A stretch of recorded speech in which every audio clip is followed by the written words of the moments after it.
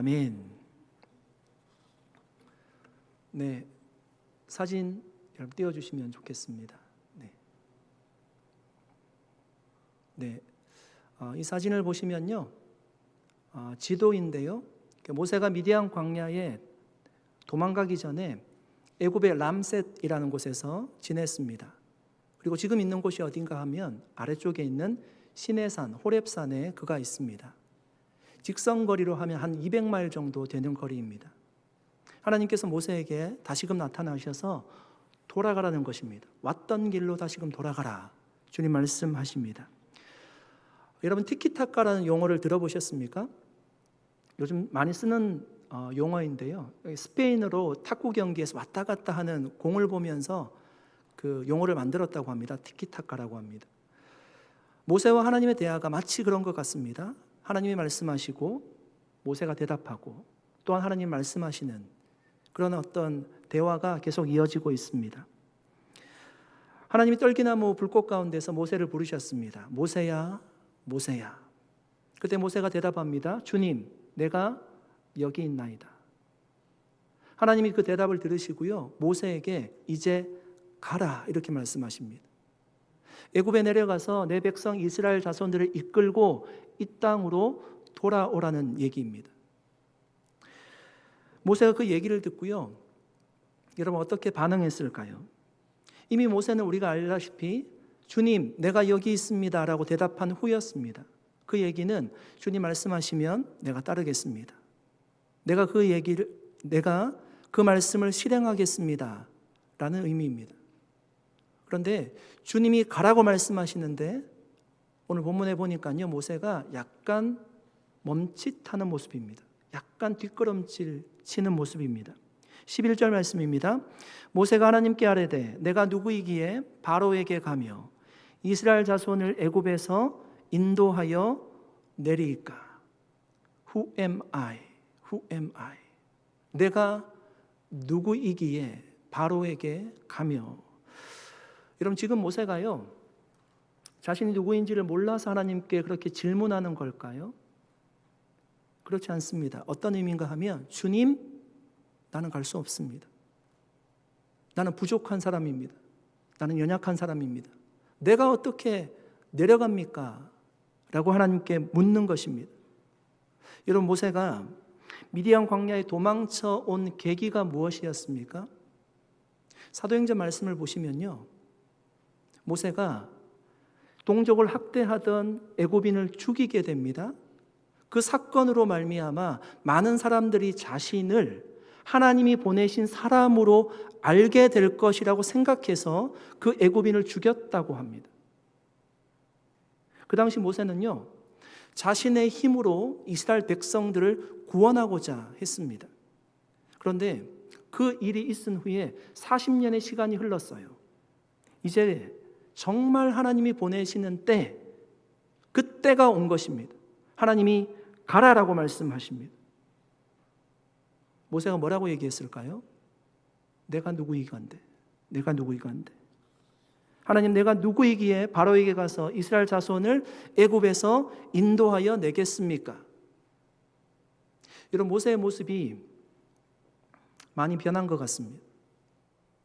애굽의 왕자로 있을 때는 자신의 힘으로 모든 것을 할 수 있었습니다. 그 힘으로 이스라엘 백성들을 구원하려고 하였습니다. 그런데 이런 광야 생활을 하면서 그 힘이 다 빠져 보입니다.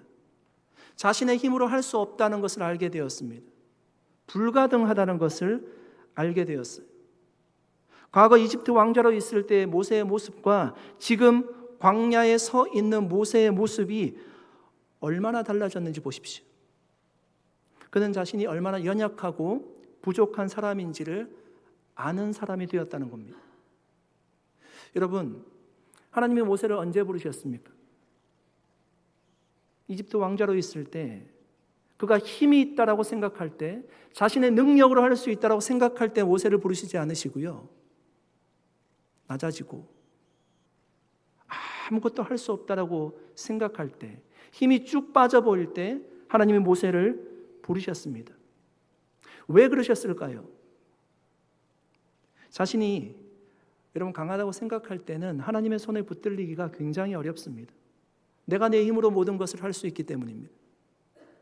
그런데 낮아지고 깨어지고 약하다고 생각할 때는 하나님이 이끌림 바 되어서 살아갈 수 있는 인생이 되는 겁니다. 여러분, 이것이 지난주에도 우리가 말씀을 나누었듯이 약한 자가 하나님 앞에 더 크게 쓰임받는 원리가 되는 것입니다. 여러분, 흔히들 고수가 되면 힘이 빠진다고 합니다. 힘을 빼는 것은요, 자신이 힘을 주고 있다는 것을 알 때 힘을 뺄 수 있다고 해요. 여기서 힘을 뺀다는 것은 무기력해진다는 의미가 아니라 자연스러워진다는 겁니다. 유연해진다는 겁니다. 연기에도 여러분 힘이 들어가면 부자연스럽죠? 보는 사람들이 불편합니다. 모든 스포츠에도 여러분 힘이 빠져야지 실력이 올라간다고 합니다. 제가 탁구를 좀 치는데요, 이렇게 항상 얘기하면 다시 와서 탁구를 잘 치는가 물어봅니다. 잘 치지는 못합니다. 그냥 칩니다. 생활 스포츠로 칩니다. 근데 제가 탁구 치는 걸 보고 어떤 분이 레슨을 해주셨어요. 뭐 드라이브도 가르쳐 주시고 커트도 가르쳐 주시고. 그때부터는 제가 신경 쓰이는 거죠. 네. 자세가 이제 바르게 쳐야 되니까. 그 단계를 뛰어넘는 것이 힘이 빠지는 겁니다. 익숙해지면 더 실력이 오르는 거죠. 여러분, 사람들도 힘이 들어가면 힘이 들어간 사람들 옆에 있기가 좀 어려워요. 대화를 거는 게 부담스럽습니다. 이렇게 수영 못 하시는 분들이 물에 빠지잖아요. 그러면 이제 수영 이렇게 바깥에서 보시는 분들이 안타까워서 힘을 내라, 힘을 내라고 얘기하는데 그러면 큰일 난다고 합니다. 수영을 못하는 사람은 힘을 빼야지 물에 둥둥 떤다고 합니다. 저는 모세의 광야 생활이 하나님께서 모세의 인생에서 힘을 빼는 시간이었다라고 믿습니다. 그래서 정말 하나님이 말씀하실 때 힘을 주고 하나님이 말씀하시는 것을 튕겨내는 것이 아니라 하나님의 말씀하실 때 그 말씀을 그대로 순종하는 사람이 되었어요. 그것이 모세의 인생의 아주 중요한 시간이었습니다. 여러분, 성경에서 하나님을 떠난 모든 사람들은요, 힘을 주고 있던 사람이에요. 사울 왕이 아말렉과의 전투가 있었습니다. 하나님이 말씀하셨어요. 아말렉과의 전투에서 이길 텐데 이기면 전리품 다 태우라는 것입니다. 그런데 사울 왕이요, 그 말씀 튕겨냅니다. 가지고 오죠. 좋은 거 가지고 오죠. 블레셋과의 전투를 앞두고 있습니다. 사무엘 선지자가 와서 기도해 줘야 됩니다. 기다려야 됩니다. 기다리지 않습니다. 그 말씀 튕겨냅니다. 자신이 그냥 제사를 집례해버립니다. 여러분, 다윗이 사울 왕을 피해서 광야 생활을 10년을 했습니다. 오랜 시간 동안 광야 생활을 했습니다. 그런데 오히려 광야 생활을 했던 다윗이요, 힘이 빠져 있어요. 무슨 얘기인가 하면 하나님이 말씀하시면 순종하는 사람이 되었어요. 더욱더 하나님을 의지하는 사람이 되었다는 얘기입니다. 여러분 보십시오. 주님 더 의지하고 살려면 힘이 빠져야 됩니다. 여러분, 영적으로 힘이 빠진다는 의미는 무엇인가 하면 내 욕심 내려놓는 거예요. 영적으로 힘을 빼는 것은 하나님이 생각하는 것 그 이상을 우리가 생각하지 않는 겁니다. 주님 말씀하시면 그대로 순종하는 거죠. 주님을 자랑하는 것보다 내 자랑을 내려놓는 겁니다. 그것이 영적으로 힘을 빼는 거예요. 그렇게 하나님 앞에서 힘을 빼는 자가 여러분 하나님의 훌륭한 도구로 쓰임을 받았습니다. 그것이 모세의 일생이었습니다. 사랑하는 성도 여러분, 여러분 지금 어떤 단계에 있습니까? 힘이 빠져 있는 상태입니까? 아니면 몸에 힘을 잔뜩 주고 계십니까? 힘을 여러분 빨리 빼는 것이 좋습니다. 영적으로 우리가 힘이 빠져야 됩니다. 힘을 빼지 않으면요, 광야의 시간이 길어질 수가 있어요. 하나님이 말씀하시는데 제대로 들을 수가 없어요. 그 말씀 튕겨내게 됩니다. 힘을 빼야지 우리의 짧은 인생 허비하지 않을 수 있어요. 정말 가치 있고 보람된 일에 우리의 일생을 들이면서 살아갈 수가 있습니다. 힘이 빠진 모세에게요, 하나님이 이렇게 말씀하십니다. 12절 말씀입니다. 여러분 같이 한번 읽어보실까요? 보이시는 분들 한번 읽어주시면 좋겠습니다. 하나님이 이르시되 내가 반드시 너와 함께 있으리라.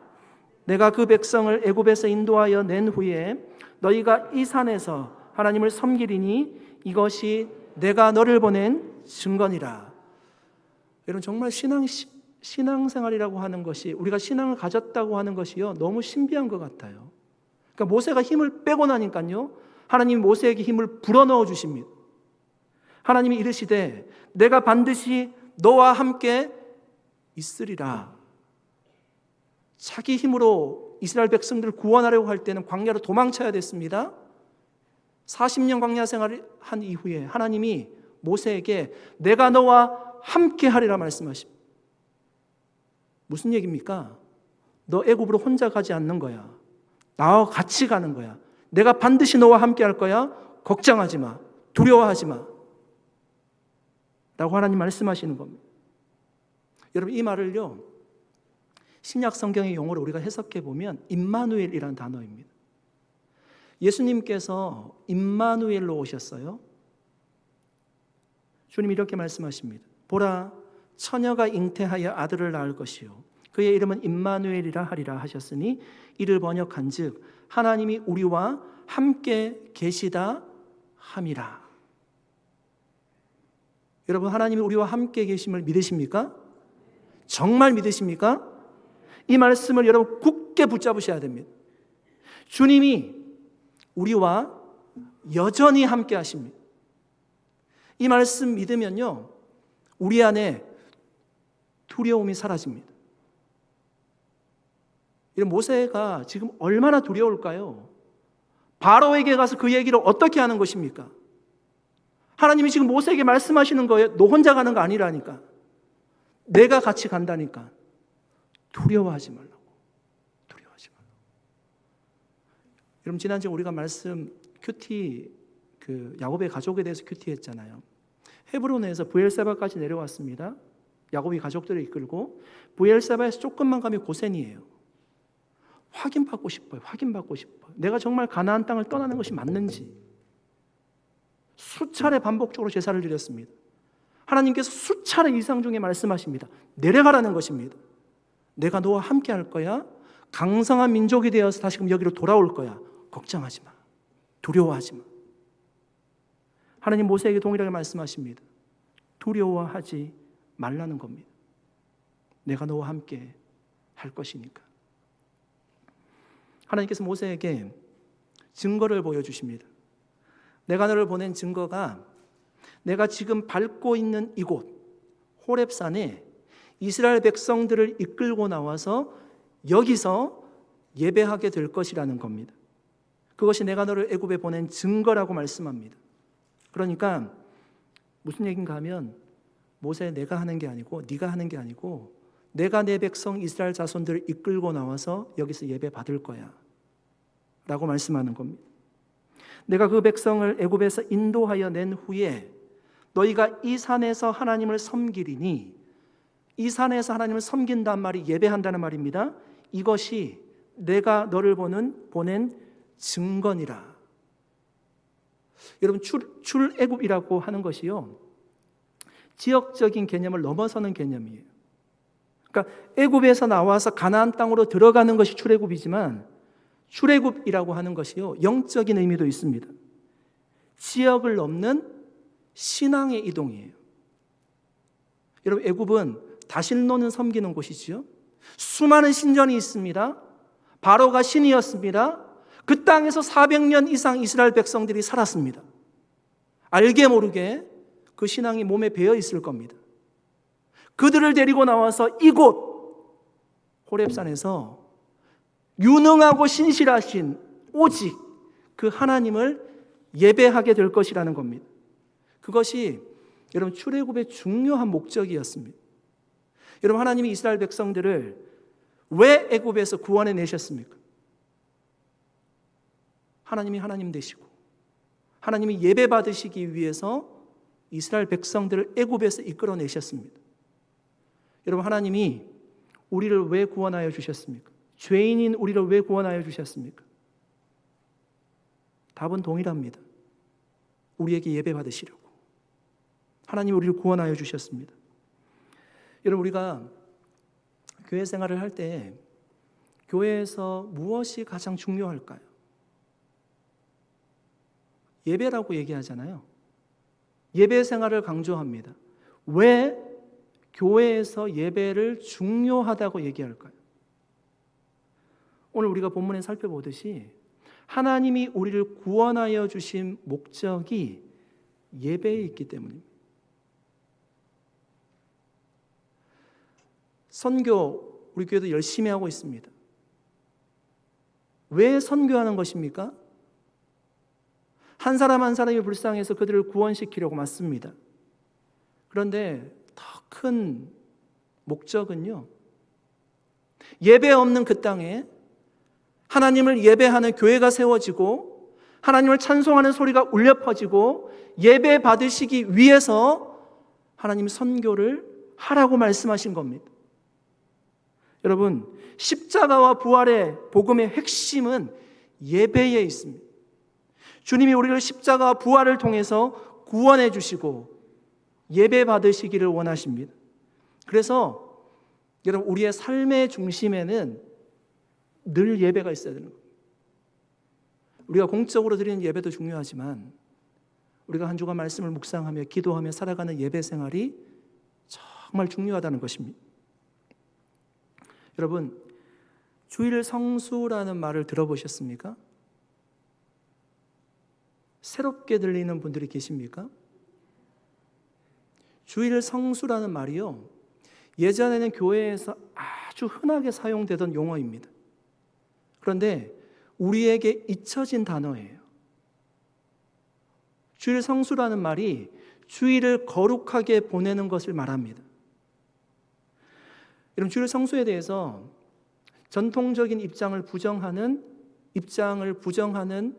사람들이 있습니다.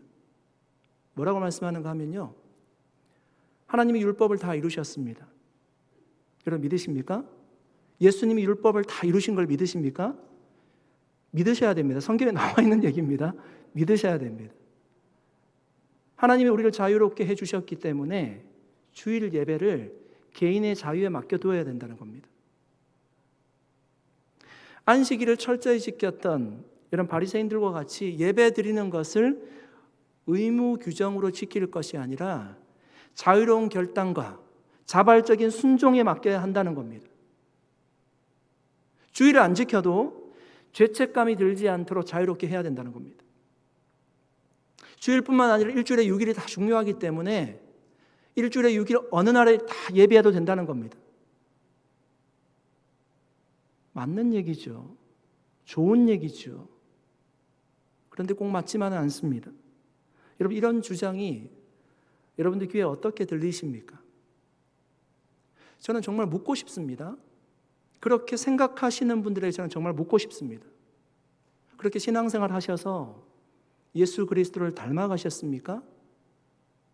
교회가 정말 부흥했습니까? 성도들의 신앙이 좋아졌습니까? 마음의 평강과 은혜가 충만했습니까? 제가 묻고 싶습니다. 이런 주일 성수라는 개념은 교회가 부흥하고 성도들이 순수한 신앙을 가지고 있을 때는 항상 있었던 개념이에요. 그것이 새롭게 우리에게 들려지는 것은 우리가 잊고 있었기 때문입니다. 1590년대에 영국의 성도들이 그 당시부터 무신론자와 같이 삶을 살았다고 합니다. 사회 전체의 기독교의 흔적을 찾기가 힘든 지경에 이르렀다고 합니다. 주일을 거룩하게 지키지 않았습니다. 주일 오후에는 펜싱 경기를 하고 사격과 볼링, 댄싱 같은 오락으로 시간을 보냈습니다. 이때 이런 청교도들은 경건이 무너진 것에 대해서 굉장히 슬퍼하면서 주일 성수에 대해서 강조하기 시작했습니다. 당시 영국의 국왕이었던 제임스 1세가 1618년도에 청교도들의 주일 성수에 대해서 반대하는 스포츠 문서라는 것을, The Book of Sports라는 그 스포츠 문서라는 것을 예배 시간에 읽게 했습니다. 무엇인가 하면요, 스포츠를 권장하는 것입니다. 그런데 여러분, 청교도들이 그 문서를 읽지 않았죠. 거부했고 그 대가로 정직 처분을 받아야만 했습니다. 여러분, 청교도들에게 주일은 어떤 개념이었는가 하면 거룩한 의무를 행해야 되는 날이었습니다. 하나님 앞에 구별해서 거룩하게 지켜야 되는 날이었습니다. 하나님께 영광을 돌려드려야 되는 날이었습니다. 여러분, 영국만 아니라 19세기 초에 미국에 제2차 대각성 운동이 일어납니다. 부흥운동이죠. 그때도 주일 성수에 대해서 강조했습니다. 우리가 탈퇴한 PCUSA, 미국 장로 교단에서 그때 교회에 목회 서신을 발송했습니다. 안식일을 범하는 것에 대해서 주의를 기울이되, 주일날 세상 일로 바쁘다거나 세상적 이득을 얻기 위해서 장사하는 자는 그리스도의 성품에 어긋난 것으로 간주하여서 주의 성찬에 참여하지 못하도록 권면했습니다. 여러분, 이런 미국 교회, 영국 교회 영향력을 받은 한국 교회 복음이 들어왔을 때도 별반 다르지 않았습니다. 장사하시는 분들이요, 주일날 가게 오픈을 하지 않았습니다. 평양과 신천 같은 경우에는 장이 5일마다 한 번씩 쓰는데 그 5일장이 주일과 겹칠 때는 장날이 사람이 없었다고 합니다. 차도 타지 않았어요. 주일날 걸어서 교회에 왔습니다. 주일날 돈도 쓰지 않았습니다. 주일학교 간식도 토요일날 다 준비했습니다. 헌금은 지폐를 다려서 헌금했습니다. 제가 어릴 때도 주일날 성미를 드렸어요. 식사를 할 때 하나님 앞에 먼저 떼어내놓고요, 집에서 밥을 한 겁니다. 그리고 주일날 그 성미를 모아서 교회로 가지고 왔습니다.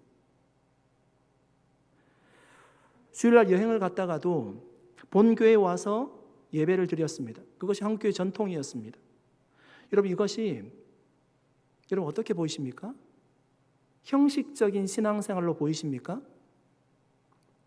제 눈에는 그렇게 보이지 않습니다. 정말 하나님의 말씀을 순수하게 지키려고 하는 성도들의 마음이 보입니다. 어찌했던지 간에 말씀으로 살고자 하는 마음이 보이는 것 같습니다. 여러분, 그때 한국 교회가 부흥했습니다. 여러분, 오늘날 교회가 약해진 것은 주일 성수의 개념이 약해진 것과 연관이 있습니다. 유럽에 있는 많은 교회들이 주일 성수에 대한 개념이 전혀 없습니다. 유럽 교회를 따르는 미국 교회, 한국 교회도 마찬가지입니다. 여러분, 요즘은요, 주일 성수에 대해서 얘기를 하면 신신학을 공부하지 않은 사람으로 오해받습니다. 현대신학을 모르는 사람으로 오해받습니다. 목사님들이 성도들의 삶을 이해하지 못한다라고 얘기합니다. 여러분, 주일날 우리가 교회에 나와서 예배드리는 것은 우리가 세상에 속한 사람이 아니라 하나님께 속한 사람임을 보여주는 간음자입니다. 일주일 동안 세상에서 열심히 살아가다가 내가 세상에 속한 사람인지 하나님께 속한 사람인지 구분 없이 살아갑니다. 물론 여러분, 우리는 이분법을 따르지 않아요. 세상은 악한 곳이고 교회는 선한 곳이고 그렇게 해석할 수 없습니다. 하나님이 우리를 세상으로 파송하셨습니다. 그곳이 우리의 삶의 터전이고 선교지입니다. 그곳에서 빛과 소금된 삶을 살아가야 됩니다. 그런데 여러분, 주일날이 되면 내가 정말 어디에 속한 사람인지를 확연하게 드러나는 것입니다. 내가 하나님께 속한 사람임을 드러내 보여주는 날이 바로 주일입니다. 여러분, 사람들이 물을 거예요. 주일날 어디 가냐고. 그럼 여러분, 당당하게 얘기하십시오. 주일날 예배하러 교회 간다고. 내가 세상에 살지만 세상에 속하지 않은 하나님께 구별된 사람임을 그때 보여주는 겁니다. 그것이 또한 전도하는 방법입니다. 여러분, 주일 성수를 한다는 것이 정확하게 얘기하면 교회 나와서 1시간 예배 드리는 것이 주일 성수를 한다는 개념이 아니에요. 하나님 앞에 그날을 온전히 거룩하게 드리는 겁니다. 여러분, 성경 말씀은 변함이 없습니다.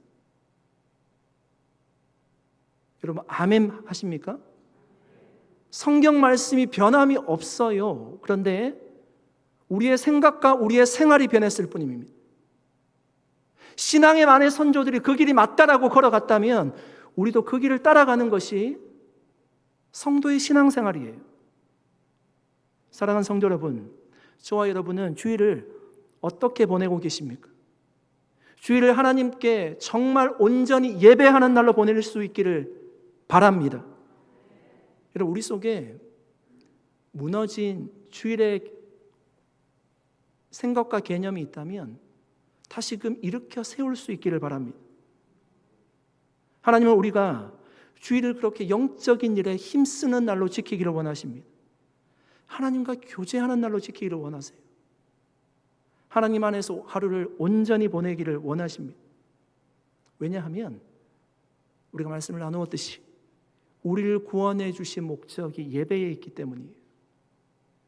그렇게 정말 우리의 심령 가운데 우리가 그렇게 주일을 지키게 될 때 정말 세상이 줄 수 없는, 세상에서 찾을 수 없는 하나님의 평강과 기쁨이 주일마다 가득 부어지게 될 줄 믿습니다. 애굽으로 내려가는 것을 부담스러워한 모세에게 하나님이 반드시 내가 너와 함께 가리라고 말씀하셨습니다. 여러분, 그 말씀을 들은 모세가 하나님께 질문합니다. 하나님, 그런데요, 제가 애굽에 내려가면 이스라엘 백성들에게 너희 조상의 하나님이 나를 너희에게 보냈다라고 얘기할 텐데, 그러면 사람들이 물을 겁니다. 그분이 누구신지. 하나님, 그러면 제가 어떻게 그들에게 대답할까요? 라고 질문했습니다. 하나님이 모세의 질문에 이렇게 대답하십니다. 14절 말씀입니다. 같이 한번 읽겠습니다. 하나님이 모세에게 이르시되 나는 스스로 있는 자이니라. 또 이르시되 너는 이스라엘 자손에게 이같이 이르기를 스스로 있는 자가 나를 너희에게 보내셨다 하라. 아멘. 여러분, 고대 근동의 왕들이 사신을 보낼 때요, 이 사람이 자신의 권한을 가지고 가는 사람이라고 확인시켜주기 위해서 도장을 같이 보냈다고 해요. 왕의 도장이죠. 아니면 문서를 써서 도장을 찍어서 손에 들려 보냈다고 합니다. 여러분, 지금 모세가 뭘 지금 하나님께 얘기하는가 하면, 하나님이 나를 보냈다는 증거를 내가 어떻게 될까요? 그 질문입니다. 하나님은 모세에게 이렇게 말하라고 하십니다. 나는 스스로 있는 자이니라. 그러므로 스스로 있는 자가 나를 너희에게 보냈노라고 얘기하라는 겁니다. 여러분, 이 땅에 있는 모든 것은요, 앞선 원인에 의해서만 존재합니다. 씨를 뿌려야지 식물이 자라고 열매를 맺게 되어 있죠. 우리가 이 땅에 있는 것은 우리를 낳아준 부모님들이 있기 때문입니다. 다 시작이 있다는 겁니다. 출발점이 있고 끝이 있습니다. 그러나 하나님은 유일하게 스스로 존재하시는 분이라는 것입니다. 모든 원인으로부터 자유로우십니다. 오히려 모든 만물이 존재할 수 있는 궁극적인 원인이 되십니다. 창세기 1장 1절에 이렇게 시작하죠. 태초에 하나님이 천지를 창조하시니라. 하나님께서 모든 피조 세계를 창조하셨습니다. 그 모든 피조물의 궁극적인 원인이 되시는 겁니다. 하나님은 영원 전부터 계신 창조주였습니다. 스스로 있는 자입니다. 모든 능력과 힘을 가지고 계신 분이십니다. 여러분, 하나님은 이렇게 스스로 자존하시고 모든 능력을 가지고 계신 분이신데, 여러분, 그에 반해서 인간은 어떤 존재일까요? 여러분, 하나님이 천지창조를 하셨을 때 가장 마지막 날 아담과 하와를 창조하셨습니다. 왜 아담과 하와를 가장 마지막 날 창조하셨을까요? 하나님의 계획과 순서에 따라 그렇게 했습니다. 인간이 첫째 날 여러분 창조되었다고 생각해 보십시오. 태어나자마자 죽었을 겁니다. 자연 만물이 전혀 만들어져 있지 않은 때였습니다. 여러분 이것은 무엇을 보여주는가 하면요, 인간은 철저하게 의존적인 존재라는 거예요. 자연 만물을 의존해야지만 살아갈 수 있는 존재예요. 더 중요한 것은 인간이 하나님께 철저하게 의존해야지만 살아갈 수 있다는 겁니다. 하나님을 의존하지 않으면 어떻게 될까요? 아담과 하와가 하나님을 떠났습니다. 죄가 들어왔습니다. 사망이 들어왔어요. 하나님을 의존하지 않고 하나님을 떠나면 죽게 된다는 겁니다. 여러분, 예수 그리스도를 우리가 믿게 되면 아담과 하와로부터 끊어졌던 하나님과의 관계가 회복되는 거죠. 기도하는 삶, 예배하는 삶, 교제하는 삶이 회복되는 겁니다. 그렇게 다시 하나님께 의존하는 삶을 살아갈 때 우리는 생명력 있는 삶을 살아갈 수 있게 된다는 것입니다.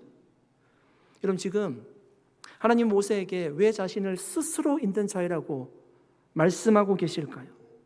가장 위대하시고 가장 크신 하나님을 전적으로 의존하라는 것입니다. 나를 믿고 두려워하지 말라는 겁니다. 하나님의 모든 힘을 가지고 계세요. 여러분 믿으십니까? 하나님이 모든 힘을 가지고 계세요. 모든 능력을 가지고 계세요. 못하실 일이 없습니다. 애굽왕 바로는 하나님의 능력에 비해서 비할 바가 아니죠. 그러니까 나를 믿으라는 것입니다. 사랑하는 성도 여러분, 이 땅에 우리가 하나님을 의존하지 못하도록 만드는 것들이 얼마나 많이 있습니까? 예수님을 마귀가 시험했습니다. 자신에게 딱 한 번만 절하면 이 천하만국을 너에게 줄 것이라고 얘기했습니다. 이런 굉장한 유혹입니다. 한 번 고개 딱 숙이면요, 이 천하만국을 주겠다라고 얘기하는 겁니다. 예수님은 물론 하나님이셨기 때문에 꿈쩍도 하지 않으셨습니다. 여러분 그런데 마귀가 동일하게 우리에게 그렇게 유혹한다고 생각해 보십시오. 나한테 한 번만 절하면 이거 다 줄 거야. 여러분 그때 그 유혹을 이겨내실 준비가 되어 있습니까? 여러분 그 유혹에 넘어가면요 죽는 겁니다. 하나님을 절대적으로 의존하지 않으면 죽는 겁니다. 여러분 우리가 하나님을 의존하는 삶을 살지 않으면 다른 무언가에 의존하며 살아가게 됩니다. 그것이 또 다른 신이든 그것이 물질이든 그것이 명예이든 그것이 취미이든 그것이 사람이든지 말입니다. 이스라엘 백성들이 하나님을 의존하지 않을 때 우상을 만들어 의존했습니다. 군사가 많음을 의존했습니다. 부자는 재물을 의존했고요. 왕들은 자신의 힘을 의존했습니다. 율법학자들은 성경 지식을 의존했습니다. 성경 지식입니다. 하나님을 아는 것이 아니었습니다. 하나님을 의존하지 않으면 어떤 무언가를 우리는 반드시 의존하며 살아가게 된다는 것입니다. 사랑하는 성도 여러분, 여러분은 요즘 무엇에 의존하며 살고 계십니까? 우리가 보통 의존하는 대상은 우리보다 강하고 우리보다 힘이 있고 우리에게 뭔가 마음의 평안을 가져다 줄 그 대상을 우리가 보통 의존하게 됩니다. 가장 의존하기 좋은 대상이 믿을 만한 사람입니다. 여러분 모세가 의존해야 될 대상이 200만 명의 사람이 아니었습니다. 그가 사람을 의존했다면 출애굽의 역사가 없었을 겁니다. 스스로 계신 자, 모든 능력을 가지고 계신 분, 하나님 한 분만을 의지했기 때문에 출애굽의 역사가 일어났습니다. 어느 시골에 한 가정에서 딸이 가출을 했습니다. 자기 마음대로 살기로 다짐하고 집을 나간 겁니다.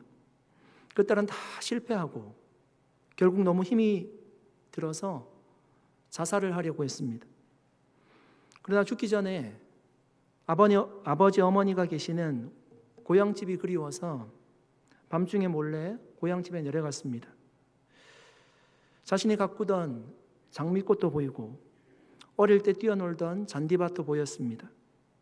달밤에 자기 집 문을 보니까 문이 활짝 열려져 있었습니다. 그 소녀는 문 가까이 조용히 다가가서 조용하게 아버지라고 불렀습니다. 그래서 아버지가 벌떡 일어나서 뛰어나오는 것입니다. 어디에 있다가 이제 오느냐? 내가 집을 나간 뒤 대문을 닫아보지 못했단다. 언젠간 돌아오기를 기다리고 있었단다. 혹시라도 밤중에 딸이 돌아올까 봐 문을 열어두고 있습니다. 그것이 아버지의 마음이었습니다. 사랑하는 성도 여러분, 오늘 우리의 심령에 전적 의존이란 단어를 가슴에 한번 새겨보시기 바랍니다. 내 상황이 두렵고 힘들고 어렵지만 주님을 바라보는 겁니다. 모세가 애굽으로 내려가는 것이 두렵지만 하나님을 전적으로 의존하라고 합니다. 주님을 의존하면 그 역사 아무것도 아닙니다. 오늘 우리에게 어떤 상황에 우리가 처해 있을지라도, 어떤 환경 가운데 있을지라도 여러분 전능하신 주님만 붙들 수 있기를 바랍니다. 그러면 여러분 주님이 내 삶을 책임지십니다. 우리가 걱정하는 모든 문제를 주님이 해결해 주십니다. 아멘. 주님은 전능하신 분이세요. 저와 여러분이 그렇게 주님께 절대적으로 의존하면서 우리가 신앙생활을 할 수 있기를 바랍니다. 그것이 우리가 영적으로 풍성하게 신앙생활을 하는 비결입니다. 그런 믿음을 다 가지고 신앙생활을 할 수 있는 저와 여러분 될 수 있기를 주님의 이름으로 축복합니다. 함께 기도하겠습니다.